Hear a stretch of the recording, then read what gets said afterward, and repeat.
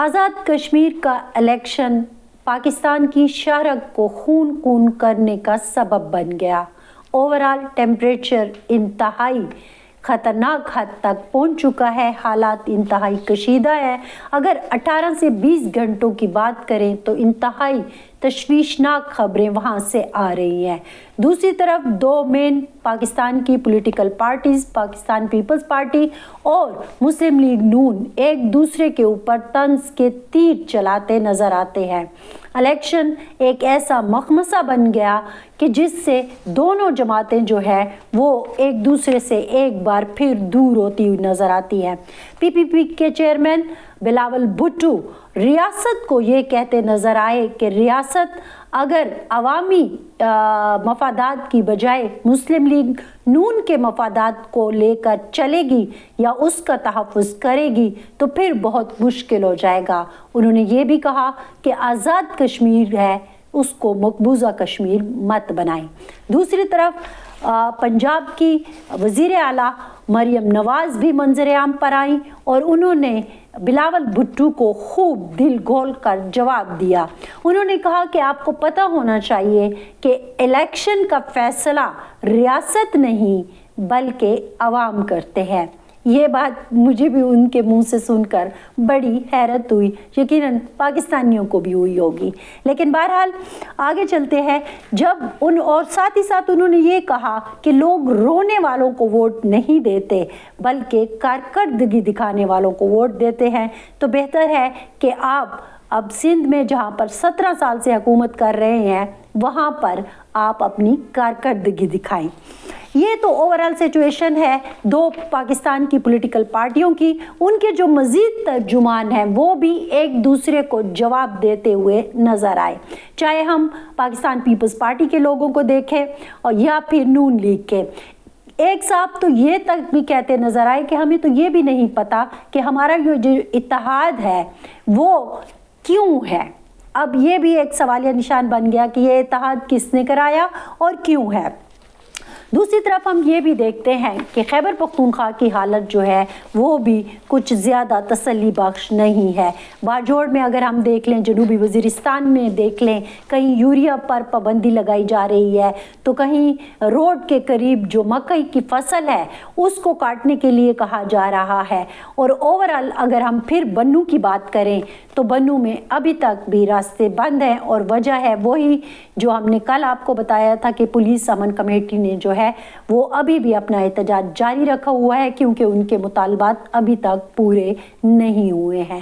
میں ہوں فرزانہ علی اور آپ دیکھ رہے ہیں فرزانہ علی آفیشیل، اور سب سے پہلے وہی ریکویسٹ کہ اگر اب تک آپ نے میرے چینل کو سبسکرائب نہیں کیا تو کر لیجئے تاکہ میں آپ سے پختونخوا کی بھی اور اوورال بھی بات کر سکوں، کیونکہ اب پاکستان کی اوورال حالت بھی ایسی ہو گئی ہے جس پہ بات کرنا بہت ضروری ہے، اور خصوصاً جو ہمارے دیکھنے والے ہیں وہ بھی یہ کہتے ہیں کہ آپ کو اوورال بھی بات کرنی چاہیے کہ بلوچستان میں، کشمیر میں، پاکستان کے دوسرے حصوں میں کیا ہو رہا ہے۔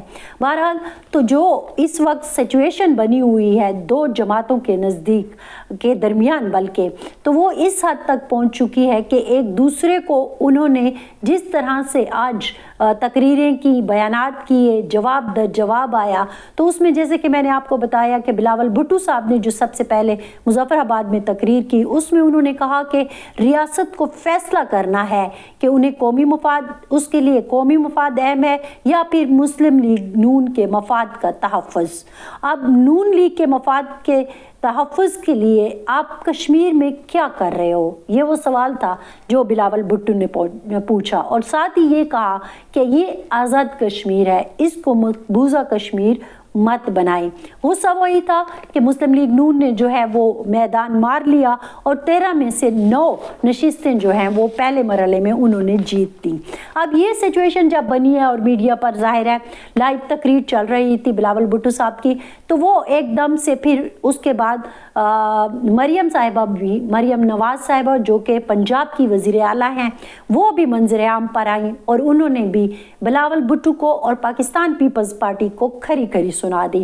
ان کا کہنا تھا کہ آپ کو پتہ ہونا چاہیے کہ الیکشن کا فیصلہ ریاست نہیں بلکہ عوام کرتے ہیں، اور عوام رونے والوں کو پسند نہیں کرتے بلکہ کارکردگی دکھانے والوں को पसंद करते हैं। आप भी अपनी अच्छी कारकर्दगी बनाते। 17 साल से सिंध में आपके पास हुकूमत है। मरियम साहिबा ने कहा कि 17 साल से सिंध में आपके पास हुकूमत है, लेकिन आपके पास ना कारकर्दगी थी और ना ही कोई एजेंडा था। इसलिए जब आप आवाम के सामने गए तो आपके पास आवाम को देने के लिए कुछ नहीं था, जबकि दूसरी तरफ हमारी कारकर्दगी भी आवाम के सामने है।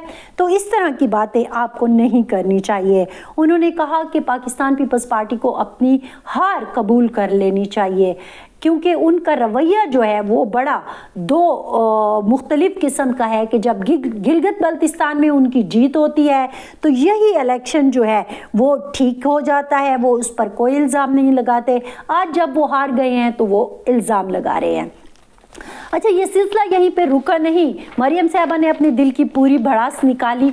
फिर उसके बाद उनकी जो स्पोक्स पर्सन है वो भी आती हैं। दूसरी तरफ हम ये देखते हैं कि पाकिस्तान पीपल्स पार्टी के भी मुख्तलिफ रहनुमा जो है वो बारी बारी आए और उन्होंने जो है नून लीग के ऊपर इल्ज़ामात लगाए कि इलेक्शन में धांधली की है। इसका भी इल्ज़ाम लगाया। साबिक वज़ीर आज़म राजा परवेज़ अशरफ ने नून लीग पर यह इल्ज़ाम लगाया कि इंतखाबात में धांधली हुई है, और उन्होंने एक प्रेस कॉन्फ्रेंस में कहा कि इन नून लीग के लोगों ने अपने हाथों से ठप्पे लगाए हैं। जहां 25% से ज्यादा टर्न आउट नहीं था, वहां 90% कैसे हो गया? वैसे ये एक सवाल है जो कल से बार बार सोशल मीडिया पर भी, इवन कि कश्मीर के लोग भी पूछ रहे हैं कि यहाँ तो कोई वोट डालने के लिए मुख्तलिफ इलाकों में ये भी सूरत हाल थी कि कोई निकला नहीं, तो फिर ये टर्न आउट कैसे सामने आया है? बहरहाल उन्होंने जो मैं राजा परवेज़ अशरफ की बात कर रही थी, उन्होंने ये भी कहा कि सिस्टम हार गया तो किसी के हाथ कुछ नहीं आएगा, जमहूरियत का नुकसान होगा, और इस तरह की चीज़ें किसी के भी मफाद में नहीं है। इसलिए हमें सोचना चाहिए कि हम ये कर क्या रहे हैं।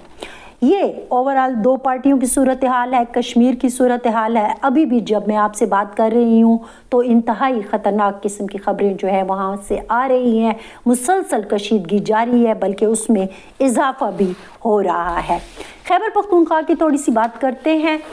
खैबर पख्तूनख्वा में जैसा कि मैंने आपको कल भी बताया कि बनू में जो पुलिस अमन कमेटी है उसका मामला अभी भी जारी है, और वो आज भी सारे बनू में मुख्तलिफ रोड्स जो है उन्होंने बंद कर रखे हैं। उनके जो मुतालबात है, कल भी बताया था कि DPO की तब्दीली, SP की तब्दीली, इसके अलावा जो बनू के एहलकार हैं पुलिस के मुख्तलिफ शोबों में, तो वो कहते हैं उनको भी यहाँ पे वापस लाया जाए। तो ओवरऑल उनके कुछ मुतालबात हैं। लेकिन दूसरी तरफ हमें जो हुकाम है इस वक्त जिनकी तब्दीली की ये लोग बात कर रहे हैं, उनकी तरफ से उनसे जब हमने बात की तो वो बहुत ही सख्त किस्म के बयान देते हुए नज़र आए।